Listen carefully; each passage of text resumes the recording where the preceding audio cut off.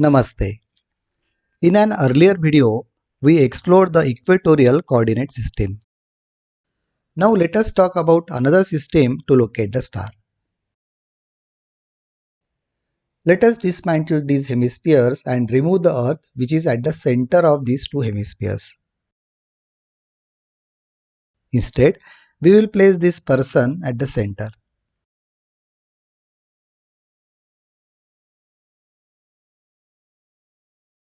Plane around him represents his local horizon.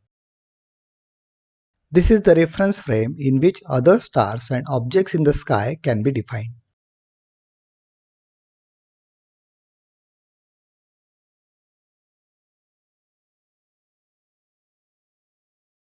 Horizon divides the celestial sphere in two equal parts. Everything above this horizon or celestial horizon is visible. Everything below it is invisible.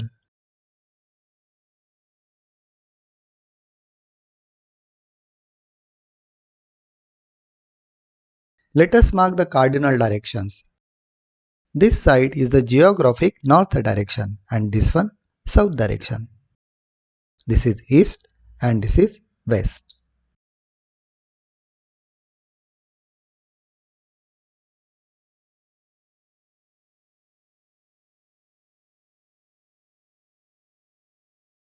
This is the local meridian which connects the north, zenith point and the south direction.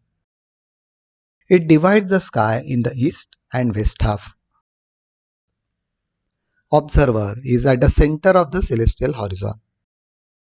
Celestial horizon is a reference circle and north is the origin. This system is suitable for local and short internal observations. Coordinates of the celestial bodies do change over time.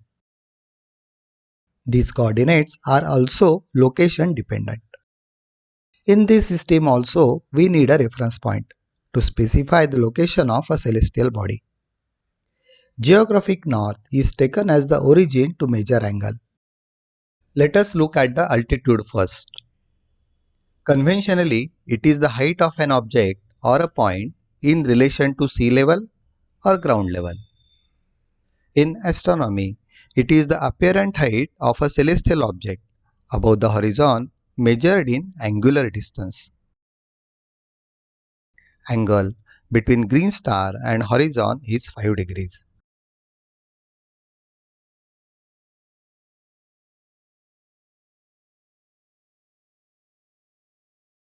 Its altitude is 25 degrees.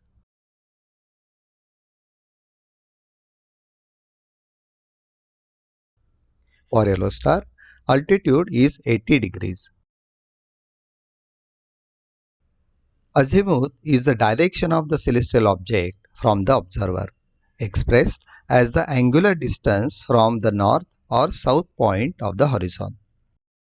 Conventionally, we consider north direction, but some places south direction is also referred. For green star, meridian meets the horizon here. From our origin point, that is north, angular distance is 30 degrees.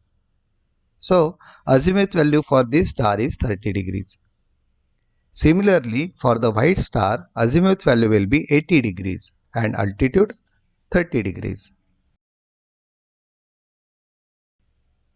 For yellow star, it will be 300 degrees as we have to measure counterclockwise from the origin. If you look from the top, these are the 4 directions. This is zenith and this is the origin.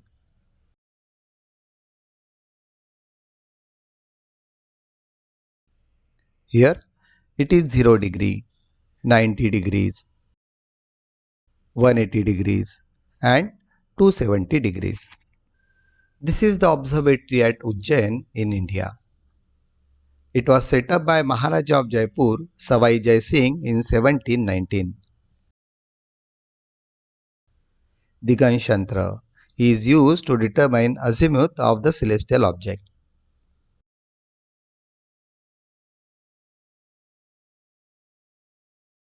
Is the sky same everywhere? No. Let us put the Earth back in our celestial sphere.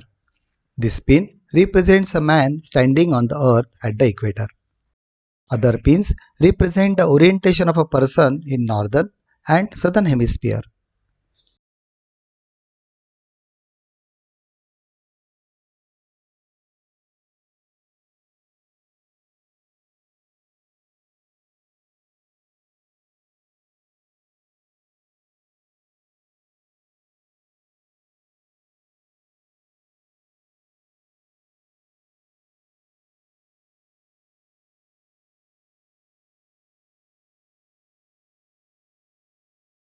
At equator, only this half of the sky is visible for the person.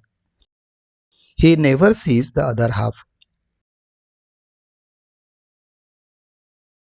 At this location, only this much is visible.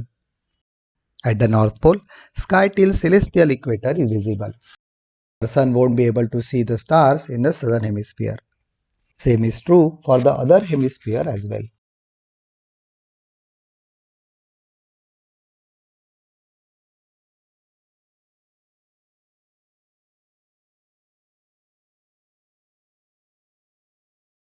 Let us take help of Stellarium software to find out. Angiras is the brightest star of the famous constellation Saptarshi. It is in the northern hemisphere. Date is 28 February 2024 at around 9 pm. Let us see its position in the sky from four different cities: Chennai, Mumbai, Delhi and Kolkata. Note the values of azimuth and altitude for each city. In Mumbai, it is 15 degrees above the horizon. Star is already up in the sky 26 degrees above the horizon as compared to 15 degrees at Mumbai. It is 14 degrees above horizon in Chennai while 25 degrees above horizon in Delhi at the same time. How about pole star Polaris? It is not exactly on the celestial north pole. Its altitude and azimuth values also change, but in a very narrow range. Its average altitude over Pune horizon is 18.5 degrees, which is also the latitude of Pune.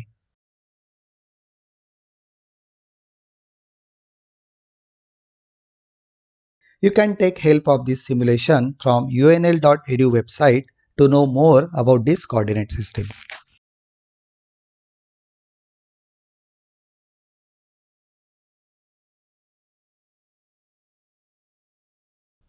With the help of Stellarium, we can see how altitude and azimuth values of the star change over time.